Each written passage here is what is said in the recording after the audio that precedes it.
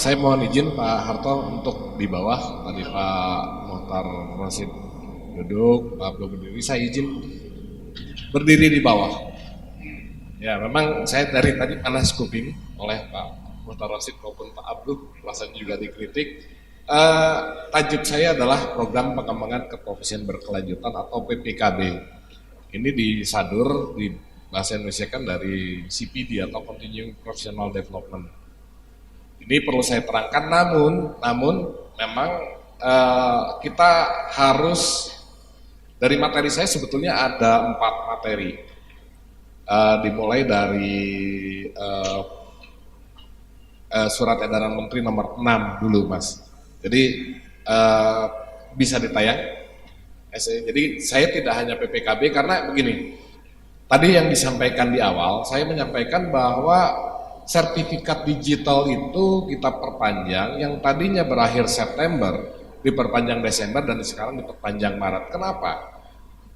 Karena sebelum kita ke PPKB kita harus memahami sertifikasi digital dulu. Jadi kita tidak bisa lompat ke PPKB. PPKB sebagai kelanjutan atau katakanlah bagian dari seorang profesional untuk mengupdate CV-nya harus melalui sertifikasi digital dulu. Jadi yang ini Mas, surat edaran Menteri SE 6 2020. Boleh di foldernya dibuka, di foldernya dibuka. Izin Pak Mohtar Rosid, Pak Abdul. Ini. SE-nya dulu Mas. Ini nih nanti ditayang, tapi surat edaran Menteri. Jadi kira-kira gini, kita boleh langsung sini. Saya perlu jelaskan bahwa Pak Menteri itu bulan Maret 2019 menerbitkan SE. Jadi mulai bulan Maret, saya perlu sampaikan pemahamannya bahwa Pak Menteri mengatakan atas debat pilpres sebelumnya bahwa kita sudah harus melihat fenomena unicorn atau startup. Nah, dengan demikian Pak Menteri mencanangkan melalui SE ini bahwa kita menghadapi era digital jasa konstruksi dan tidak akan mundur lagi. Ini pemahamannya. Sehingga Pak Menteri, SE Pak Menteri ini dijabarkan bahwa SPU, SK, SKT sekarang dalam bentuk elektronik. Perlu saya sampaikan bahwa di akhir Desember 2019, keberhasilan kita mensertifikasi digital, migrasi dari hard copy ke soft copy rata-rata sekitar 50 up to 60%. Ini yang perlu saya sampaikan dulu. Dasar-dasar dari Pak SE Pak Menteri, next kita lewat, kita agak cepat langsung terus stop nanti gini. Hukumnya adalah Undang-Undang Nomor 11 2008 tentang Informasi dan Transaksi Elektronik dan seterusnya. Peraturan Pemerintah Nomor 28 82 tentang penyelenggaraan sistem transaksi elektronik. Jadi dasar-dasarnya bahwa kita harus mulai menggunakan elektronik sebagai bagian keseharian kegiatan kita. Kira-kira begitu di jasa konstruksi.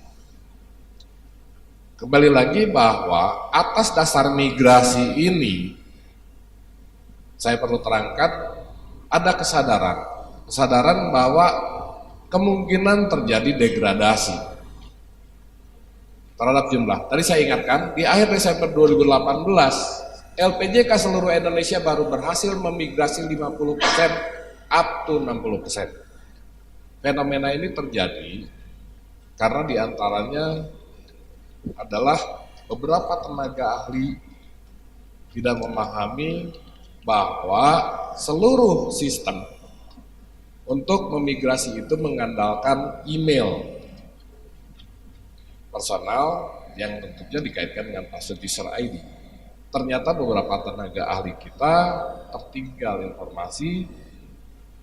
Ada beberapa tenaga ahli yang masuk ke badan usaha atau bersertifikat tidak mengetahui bahwa dia punya sertifikat, sehingga diidentifikasi mungkin sertifikasi ini akan hanya berhasil sekitar 30% saja. Jadi ini perlu saya sampaikan dulu. Kenapa? tadi ada hitungan 50%, keberhasilan 50%. Ternyata banyak tenaga ahli madya dan utama yang tidak mampu melakukan migrasi sertifikasi hard copy menjadi digital. Jadi begini, saya harus sampaikan dulu bahwa saya harus menyampaikan materi saya secara cepat, Bapak-bapak berpikir cepat dan harus bertindak cepat. Ini nanti kita lihat. PPKB adalah tindakan cepat. Nah, kembali lagi, fenomena yang tadi diasumsikan bakal 30% menjadi 50% adalah karena salah satu keberhasilan sertifikasi melalui sistem informasi belajar mandiri, Pak Rasid, yang dipegang oleh Pak Cakra di kompetensi. Itu adalah program sertifikasi massal untuk tenaga ahli muda melalui sistem informasi belajar mandiri yang mengganti program S1 4 tahun sekolah, 1 tahun profesi, dan 2 tahun magang. Ini digantikan oleh pembelajaran 40 jam dengan sistem informasi belajar mandiri sehingga mereka memenuhi syarat untuk siap disertifikasi muda. Jadi fenomena tereliminasinya ahli madya dan utama itu ditambal oleh ahli muda melalui program percepatan sertifikasi SIBIMA. Ini adalah sebuah realita yang harus saya sampaikan. Jadi kemudian juga ada anomali lain dengan disertifikasinya beberapa ahli, baik dari angkatan dimaksud adalah tentara dan ASN. Jadi ini ada anomali tentang jumlah. Tahun lalu diidentifikasi sekitar 200.000 tenaga ahli bersertifikat di Indonesia. Dan untuk menyikapi atau katakanlah menghadapi sekitar 900 atau 1 juta APBN APBD se-Indonesia. Di Jawa Barat ini kami punya sertifikat itu sekitar 20 sampai 30.000 untuk menghadapi sekitar 90.000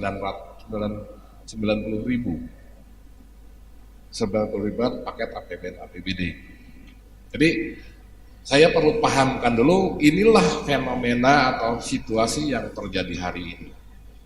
Nah, next, kita lihat mekanisme penerbitan sertifikat, konversi sertifikat fisik menjadi sertifikat, persyarat bentuk sertifikat, teruskan, next kan,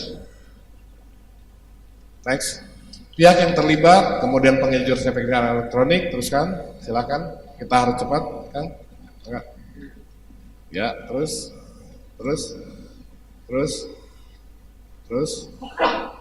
ini alurnya, ini skema umum, terus, nah, bentuk spesimen sertifikat lebih kurang seperti ini. Jadi sertifikat yang sekarang itu hanya menerbitkan QR code dan tidak ada tanda tangan. Jadi sejak 1 April 2019 tidak ada lagi format tanda tangan.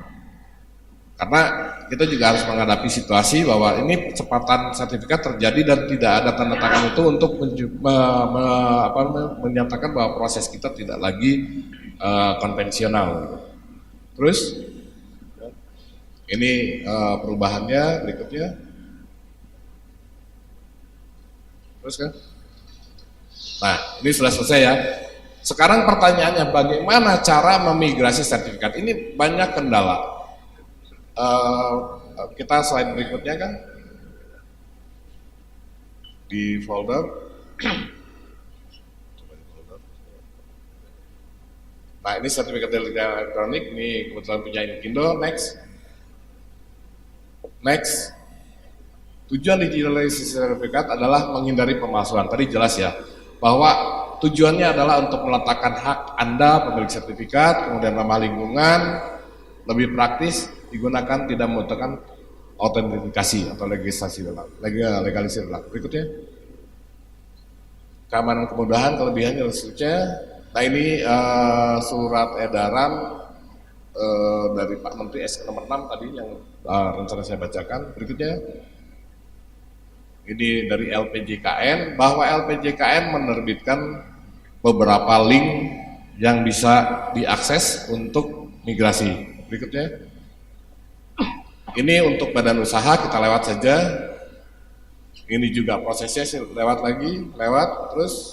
Nah, yang paling penting, apa yang saya katakan atau disampaikan dan diduga oleh Pak Menteri maupun LPJKN atas migrasi hard copy menjadi soft copy sebetulnya kuncinya link Siki LPJK.net klaim sertifikat LPJK. Jadi klaim sertifikat LPJK ini banyak yang tidak mampu untuk melakukan ini, sehingga harus diperpanjang sampai 3 kali. September sudah dilakukan, Desember dipanjang lagi, sekarang Maret. Pertanyaannya akan seberapa berhasil? Padahal linknya adalah klaim sertifikat LPJK. Hanya 2 di dalamnya, sertifikat badan usaha, sertifikat tenaga kerja. Kalau Anda tenaga ahli Asdam Kindo, tinggal Anda klik sertifikat tenaga kerja. Ya, ini kembali lagi, saya katakan ini tindakan cepat. Kalau Anda ahli hari ini juga kerjakan ini. Berikutnya. Nah, ini masalah sederhana namun menjadi persoalan besar. Seorang tenaga ahli, katakanlah utama, jenggotnya sudah putih, rambut kepalanya botak, disuruh ngisi ini, nama, NPWP, email, password. Ini mulai masalah. Passwordnya sering lupa, Pak. Nah, Pak, hidup saya, Pak, passwordnya banyak, apalagi petugas saya kan begitu. Next. Berikutnya. Nah, ini ada password, ada email. Oke, tadi Pak Harto mengingatkan, Pak Harto berapa email Anda, apa passwordnya, PIN Anda berapa, semua di memori. Barangkali ini persoalan-persoalan Pak yang menyebabkan kegagalan atau katakanlah tidak berhasilnya sertifikasi digital. Next.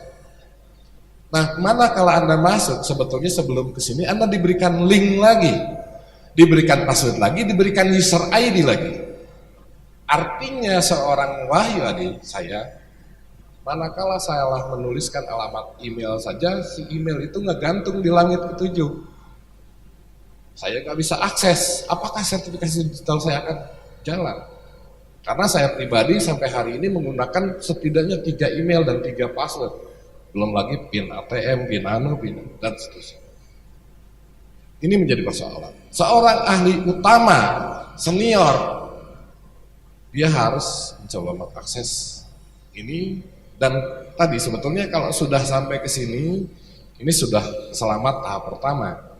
Berikutnya, nah ini badan usaha. Berikutnya, next kan, next lagi, next. Nah ini sebetulnya kalau di sini untuk badan usaha, tapi tenaga ahli ini semua harus ngisi.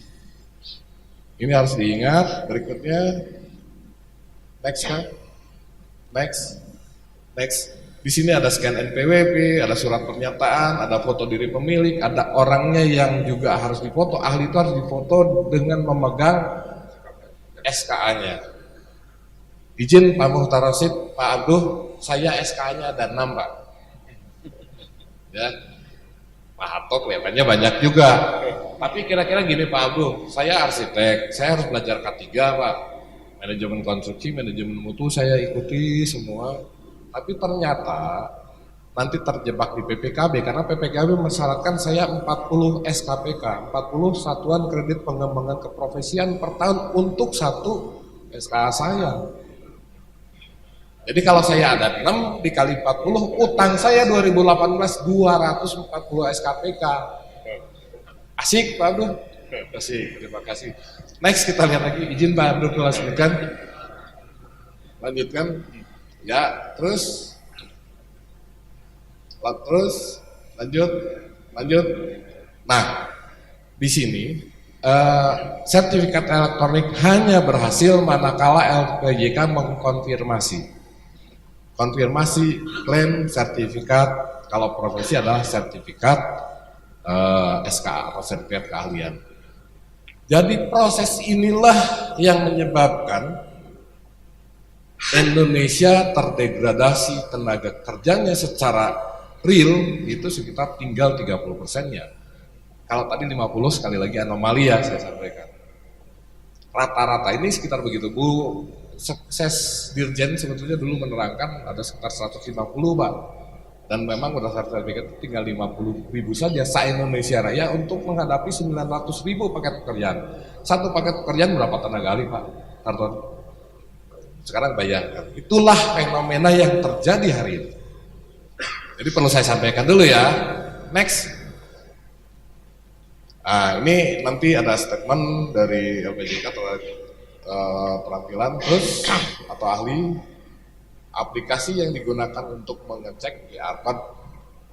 Jadi tadi seperti yang disampaikan, SBU, SK, SKT semua menggunakan QR code dan bisa dicek oleh sistem tertentu. Dan sistemnya ini sebetulnya kalau tidak salah punya LPJK. Jadi scan QR LPJK. Next berikutnya. Ini juga bisa di-download di scanner. Berikutnya. Download aplikasi ini software, silakan teruskan. Next. Ini selesai. Saya sekarang mungkin masuk satu lagi barangkali Kang. Ini mohon maaf Pak Harto, saya secepat mungkin nih. Ini kita belum masuk ke sisi PPKB. Ini baru materi utamanya baru sekarang Pak ya. Nah PPKB ini juga cepat saja. Next, ini untuk memelihara program pengembangan profesional berkelanjutan. Bapak Ibu yang sudah punya sertifikat digital, mohon mendownload PPKB online atau PPKB LPJK. Jadi saya katakan kalau Bapak nggak action hari ini sebagai tenaga kerja, tadi sertifikat digitalnya masalah, tentunya nggak bisa mengakses PPKB online. Jadi monggo, ini PPKB online lebih mudah di download melalui desktop atau dikerjakan melalui desktop. Next. Nah, ini yang terpenting. Kegiatan seperti ini yang seperti disampaikan oleh Pak Agung, ini kalau kita lihat ada PPKB atau program pengembangan profesional berkelanjutan itu sebetulnya di dalam PPKB ini ada yang namanya atau istilahnya Satuan Kredit Pengembangan Keprofesian yang disebut Pak Agung tadi nilainya 5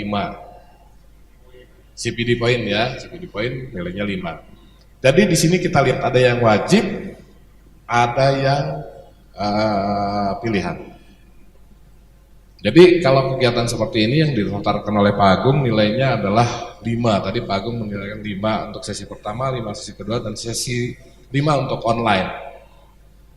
Kita lihat lagi bagaimana kalau saya harus dalam setahun mengejar 40. Kan begitu Pak Agung. Nah, dalam sesi yang sekarang, karena kita dipastikan dapat nilai 5, sebetulnya kalau kita lihat poin-poinnya, di dalam pendidikan formal itu jelas, pendidikan non formal itu ada pembelajaran mandiri dan penugasan kerja, itu nilainya besar 25. Sebetulnya bukan 25 karena akumulasinya ikut kegiatan manakala bapak-bapak melakukan pembelajaran mandiri dan kemudian mengupload pembelajaran mandirinya, nilainya menjadi 25 Pak Agung. Jadi sesi pertama ini sebetulnya potensi menjadi 25 dan sesi kedua potensi 25. Selama Bapak membuat tulisan atas hari ini. Ya, di-upload. Pak, terus dikemanakan hasil ini? Ya di-upload di PPKB tadi. Jadi kembali lagi, persoalan besar berikutnya adalah bahwa CV Anda mulai hari ini tidak hard copy lagi. Tapi sudah mulai di-upload by kegiatan.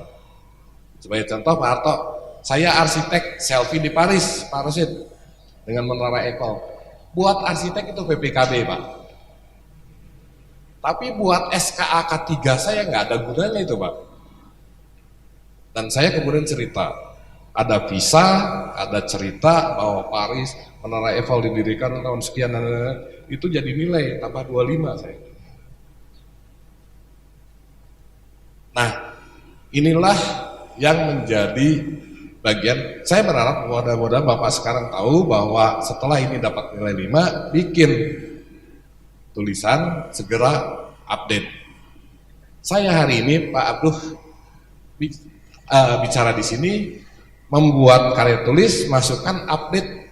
Itu yang saya lakukan, bahwa sistem asesmen itu adalah proses setelah 3 tahun SKA, namun kegiatan per hari kita harus diupdate sendiri. Jadi bapak-bapak ke depan ini harus sadar posisi, kalau saya setiap hari ini mengupdate SKA saya arsitek, SKA saya K3, SKA saya manajemen konstruksi, SKA saya manajemen itu, dan itu harus dilakukan secara kontinu tanpa, bayangkan kalau bapak tumpuk. Tadi utang saya 240 SKPK di tahun 2018. 2019 utang 2018 belum saya utang sekarang. Jadi updating kegiatan ini kalau menurut Pak Mutarosid barangkali seperti Jafung Pak. Tiap hari kita update status, update CV. Ini tidak bisa terhindar. Ini persoalan tenaga ahli. Bekerja di lapangan, membuat tulisan, update lagi, rapat koordinasi, update lagi, dan ini tidak mungkin ditumpuk. Ini adalah persoalan berikutnya. Sekarang pertanyaan simulatif. Saya seorang ahli utama manajemen konstruksi. Ya Pak, hari ini saya lupa bahwa SKA saya harus diperpanjang. Saya lupa tidak ngupdate CV saya di PPKB. Saya tanya, Pak Harto sudah update PPKB belum? Kira-kira kalau saya tidak update PPKB sebagai ahli utama saya jadi apa? Kalau memperpanjang SKA. Kira-kira apa? Pak, saya jadi apa Pak? Bapak bilang Madiar, Bapak bilang udah, mungkin Bapak lebih benar. Sistem yang lihat ya Pak, bukan tulisan saya. Kalau sistem Anda blank, ahli utama profesor, pengalaman 20 tahun, blank, tidak mengupdate selama 3 tahun, Anda adalah pemohon baru. Terdegradasi gitu Pak ya. Terdegradasi, habis. Karena nggak ada bukti update. Ya, terdegradasi sini enggak itu sembarangan, betul-betul habis. Ini fenomena yang terjadi. Nah, pertanyaannya berikutnya. Bagaimana sih peran tenaga ahli di dalam badan usaha? Badan usaha kalau tenaga ahli tidak update, maka badan usaha tidak hanya tidak punya PJBU, PJT dan penanggung jawab kualifikasi pun tidak ada. Artinya semuanya mengalami masalah-masalah. Tadi ya, kembali lagi. Berapa berhasil dulu sertifikat digital ini potret.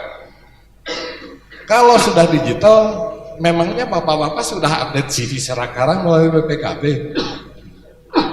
Ini persoalan berikutnya.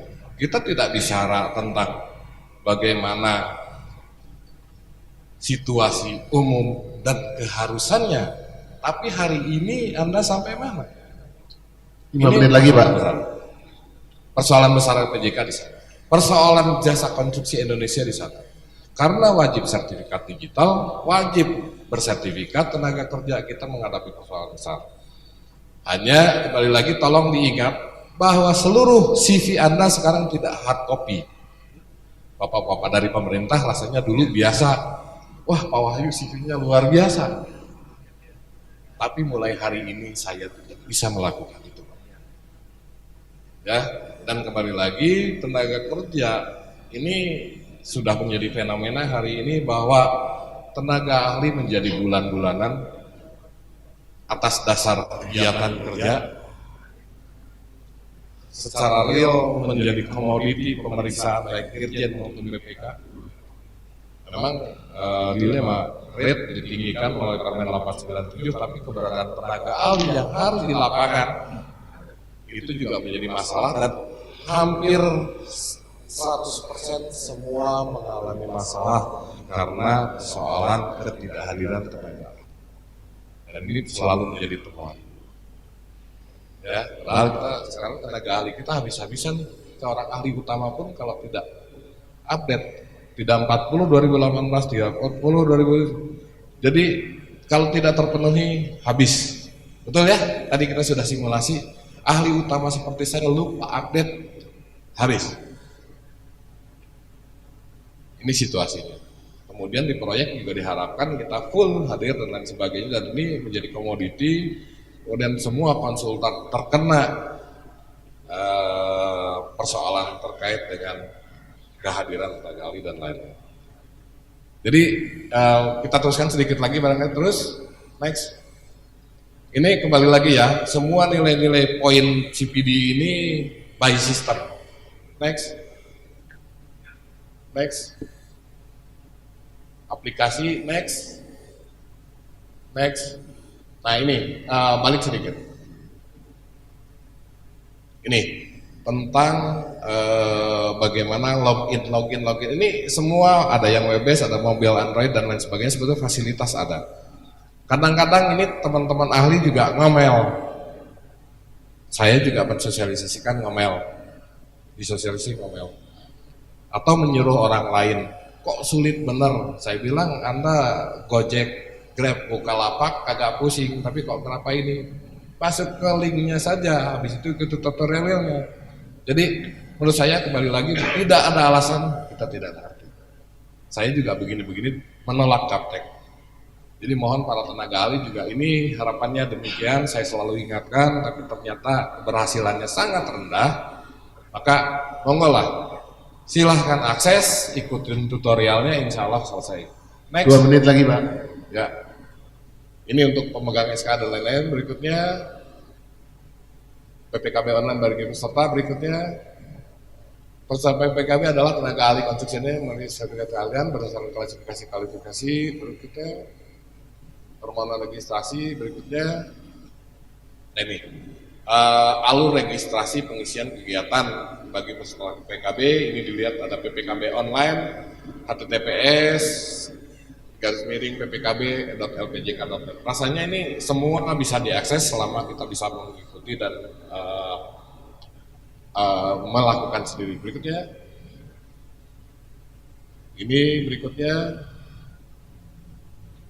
ini untuk penyelenggara. Tadi juga ini acara ini terselenggara, barangkali tadi untuk peserta ini penyelenggara. Berikutnya, jadi siapapun boleh menyelenggarakan. Next. Permohonan registrasi penyelenggaraan kegiatan PPKB seperti ini. Berikutnya, next. Ini alur registrasi permohonan kegiatan PPKB. Ini semua dilakukan by system. Jadi kita sudah tidak lagi menggunakan hard copy.